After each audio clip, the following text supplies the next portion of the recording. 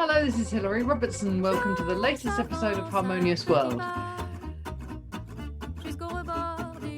In this episode, I'm joined by Marion, Lenfant-Preus, a singer in the Marion and Sobo band, where she's joined by Polish guitarist Alexander Sobocinski, who's better known as Sobo. Their new album, Histoires, contains 13 songs in 6 different languages, and it encapsulates everything about travelling. There's really acrobatic guitar solos and impressive violin playing, and obviously there's Marion's voice and every type of music. But this is music of real joy and the joy of being in the world, really.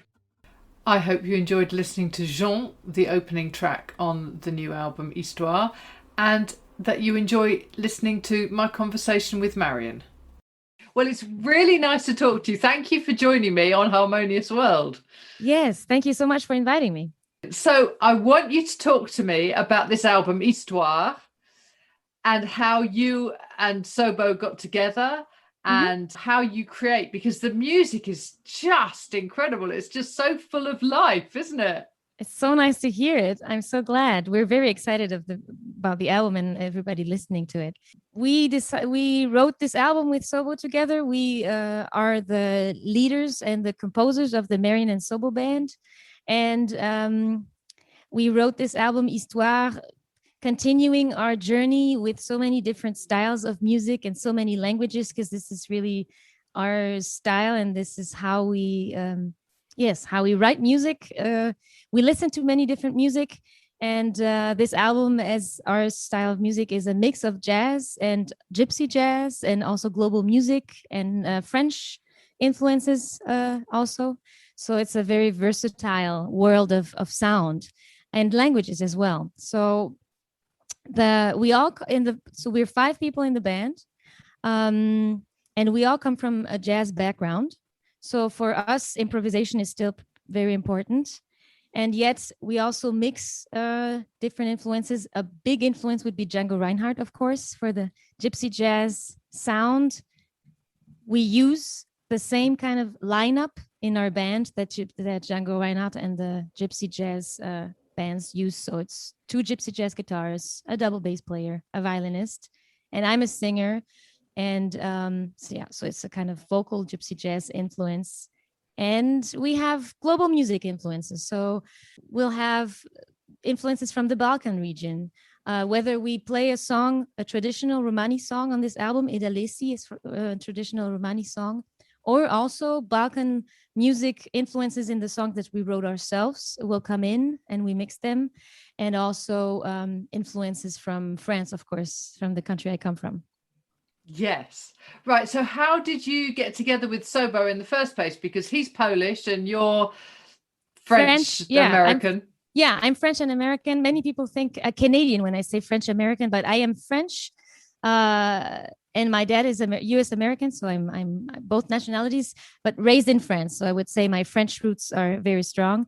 And we met in the middle, so to speak, in Germany. So when I met right between our 2 home countries, we met in Bonn, the city we live in Germany, at a jam session. So very, very typical way of meeting musicians. We met at a jam session. We met on stage and never left the stage since, so to speak.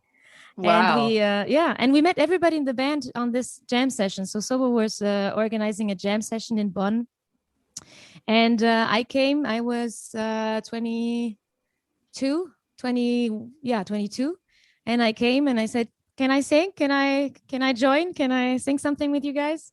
And that's how we met. And then on this same jam session, the other guys of the band came with their own projects. And over the years, we ended up all playing together. So it's fun. Yeah. And there's something very global about your sound as well. Yes. Yeah, the band is very international. Our sound is very international, and I think this is intricate it's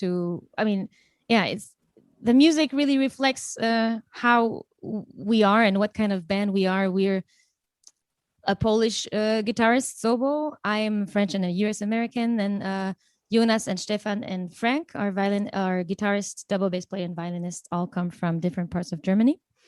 And we really see ourselves as citizens of the world. And we travel a lot, especially Sobo and I. So yes, all these influences also from our travels, from the countries we've been to. Every year last year we couldn't travel so much, but usually we travel. We've been to South America a lot, many months in Argentina, and always connected with music. And so all these influences come into our sound. So not just the music we listen to, but also, yes, the influences that everybody has from the countries they come from. And for me, as a French person living abroad, it's a very nice, and it feels very natural. Yeah. And there are 6 languages on the album. Is that Yes. right? I think so. I think you might know better than I do. I'm checking. No, I think so. We have French, we have German. It's the first time on this album we have a song called Die Badewanne voller Bier. The first song that I wrote song lyrics for in German. Usually I didn't dare to write in German, but this year I thought it was time after so many years in Germany. We have English, of course. We have for the first time we have Polish, Sobo's native language. So that was a very nice challenge, I must say, because it's a very difficult language to speak. But it was so nice and so important for me to finally sing a song in Polish. And we have Spanish, a language that is very dear to me. And we have Romales for Edelisi with a Romani text. Yeah, so many different languages. Yes, yeah. And I don't know how much you know about my podcast, but the whole point was it's based on a Quincy Jones quote where he said, imagine what a harmonious world it would be if we all shared a little of what we're good at. Nice. Yeah, Quincy Jones is one of those really interesting people who he speaks lots of languages. Does he? Yeah, and he thinks constantly as a global musician. He doesn't see international barriers. Yeah, exactly. And especially music and languages are very connected. I had this I was talking about it with our double bass player in the car today when we were driving back from a gig that we had yesterday, our first open air gig of the season. Yay! Yes, of the year, actually, I must say. And we were talking about the connection between languages and music. And I was thinking also, for me, especially, languages and music have always been very connected. And I was wondering also if as a musician, because it's all about also the ear. So there is a connection also to pronunciation and seeing languages as musics for me as a singer, for example. So yes, I totally see this connection, especially also for musicians, that there are no barriers. It's impossible to see music in kind of a geographical barrier. Yeah, which is kind of ironic, especially as a Brit at the moment, because barriers, our borders, we have put up barriers all the time, and yet you can put political barriers in, you can put borders in between countries, but that doesn't stop us all sharing these experiences and traveling. And yes, and also in what we listen to, and how interesting it can be to for example, I don't know, before I met Sobo, I had no idea of how Polish sounds as a language. I had no clue. And sometimes just knowing a person can let you in on a culture, on a whole culture, or a language. Or somebody will say, hey, have you listened to that track from this new singer from, I don't know, Brazil or Cape Verde or somewhere? And then all of a sudden you're kind of sucked into that other world that might be totally different to what your reality is. And I love this idea of using music also to travel and to I love it when audiences come to us and say, you kind of travel through time and travel through the world, because once you're at a concert or when you're listening to the CD, you're not in Germany, you're not in the UK, you're not in France, you're not today, you're not yesterday. You kind of, there's such an openness to it, because it's kind of, you might have So you would say, okay, Django Reinhardt and gypsy jazz roots. Okay, but we're not a traditional gypsy jazz band. We're very modern in that way, that we mix different things and we have a modern sound, and the lyrics that I write. And yet we still have this traditional lineup. So yes, there's a lot of movement. Yes, exactly. So how did your lockdown go? I mean, how is your pandemic experience? Yeah. It was, I think, as many people, depending on the phase, good and bad. Yes. I was talking to a few musicians a few months ago, and we were struggling with that question, because as musicians, we're so used to spreading joy and spreading good vibes that it was very hard for us to talk about the dull days or the loneliness that you might also feel. But this was, of course, as anybody else, as any other citizen, we felt it as well. Also because we couldn't really play, we didn't really meet either to be together. So that was a few months where it was pretty hard to be away from each other and not able to be in contact with the audience, knowing that they really needed us in that time, live and not live stream, because we're no fans of computers and screens. We're musicians. We live from music. Music is our life, and our home is the stage. So there's nothing that could replace this. And then it was a very positive experience, because last spring, just before the summer, usually we'd be very busy preparing for the summer. In the summer, we play it's the fullest months of the year.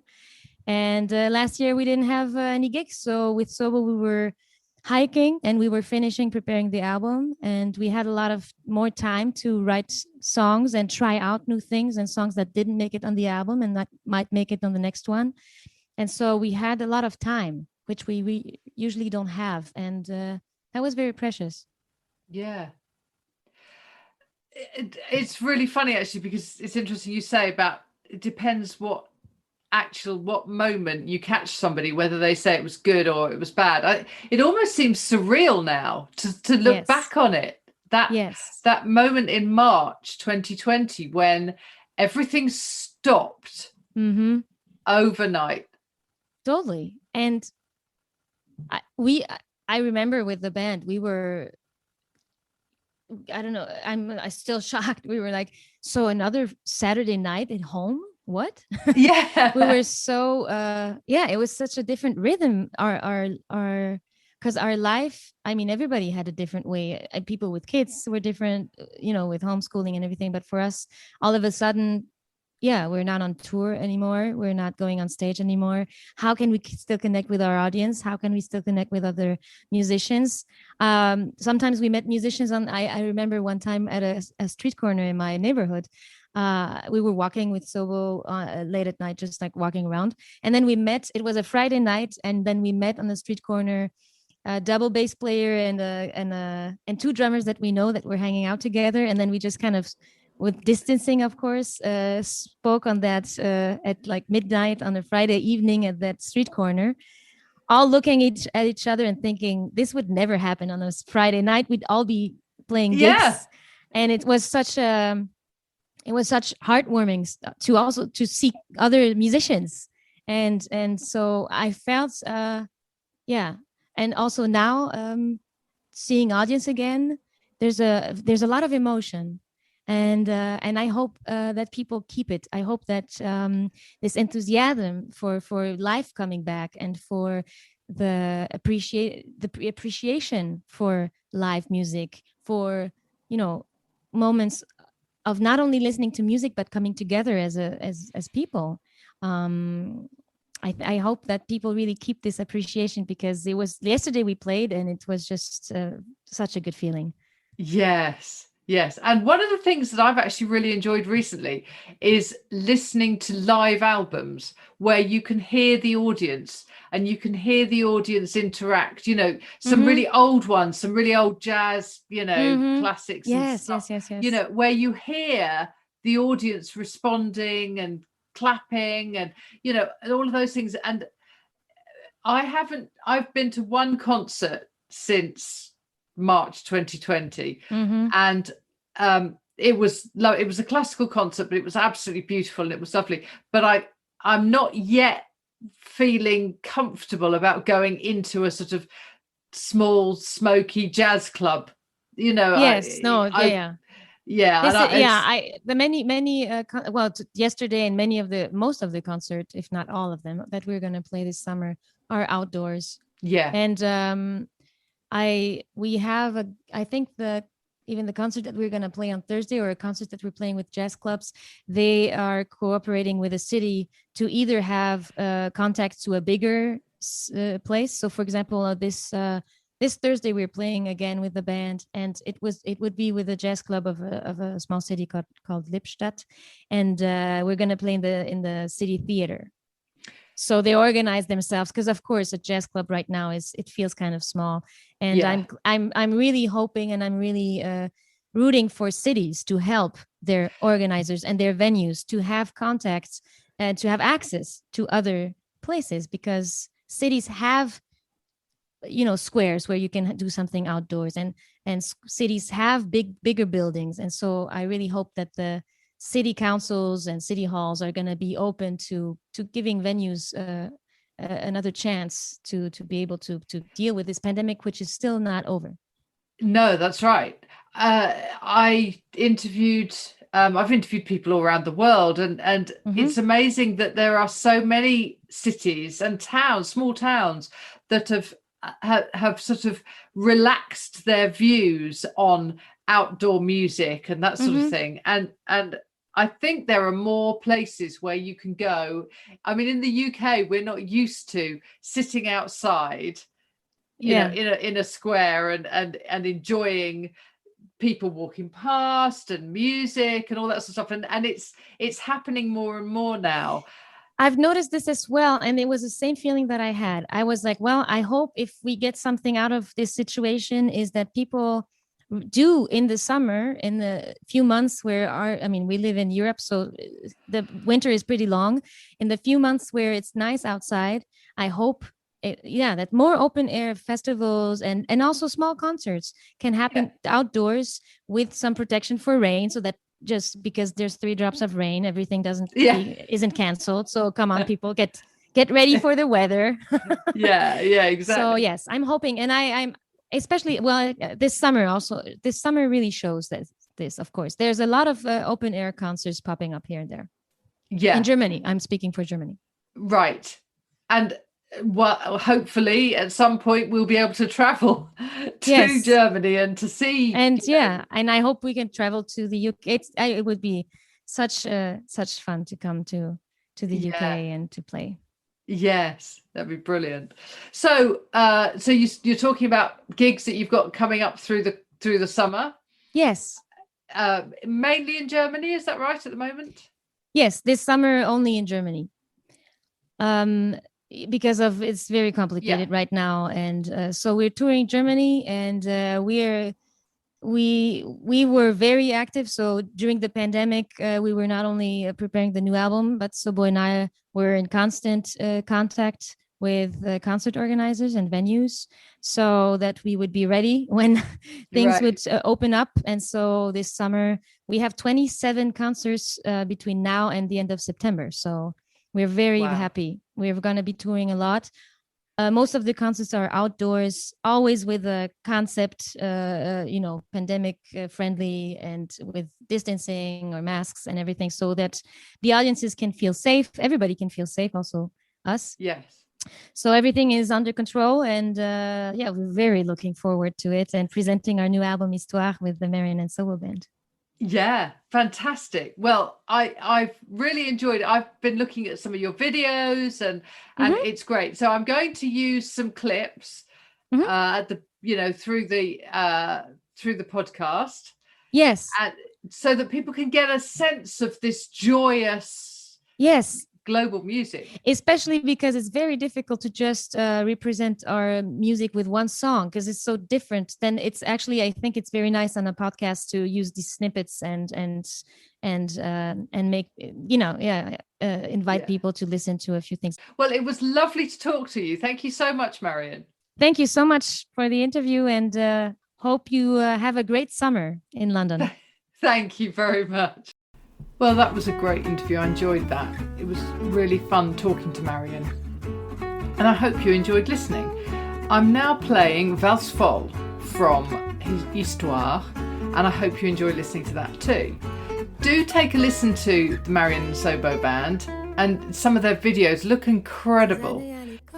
So I do want to thank everybody for listening to Harmonious World. Please do rate and review wherever you find your podcasts. It's really simple to do. And also come and find me on social media. I'm going back to just one podcast a week. I think it's partly because everyone's a bit quieter during the summer, and there was a flurry of activity in the spring as we were starting to come out of lockdown. But I have some truly wonderful interviews lined up, a couple that I've already done that are in the bag waiting to be edited. And I hope you enjoyed listening to this episode of Harmonious World, and will join me again in the future.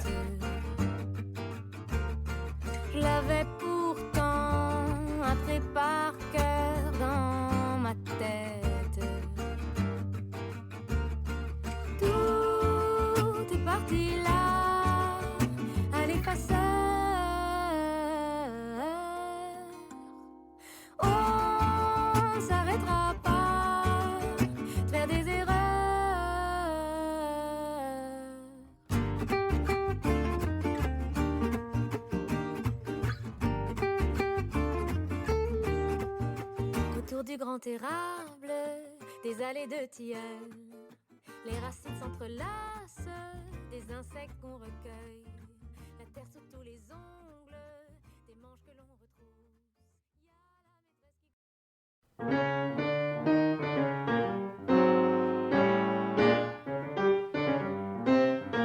Thank you for listening to the latest episode of Harmonious World. My name is Hilary Seabrook, and it's a great delight to bring this series of discussions with musicians and composers and writers and all sorts of people to you. Obviously, there's no point in having a podcast if people aren't listening, and I'm very grateful to my listeners for doing so. Thanks also to Joe English for composing and performing this new theme tune. So wherever you get your podcast, you can leave a review. You can share this with your friends and family, either as a link or on social media and that sort of thing. I'd be really grateful for that. Don't forget that you can subscribe now. There's a link wherever you get your podcasts. So have a great week, and please remember why I started this, which is just to try and make the world a little more harmonious. Thanks for listening to Harmonious World.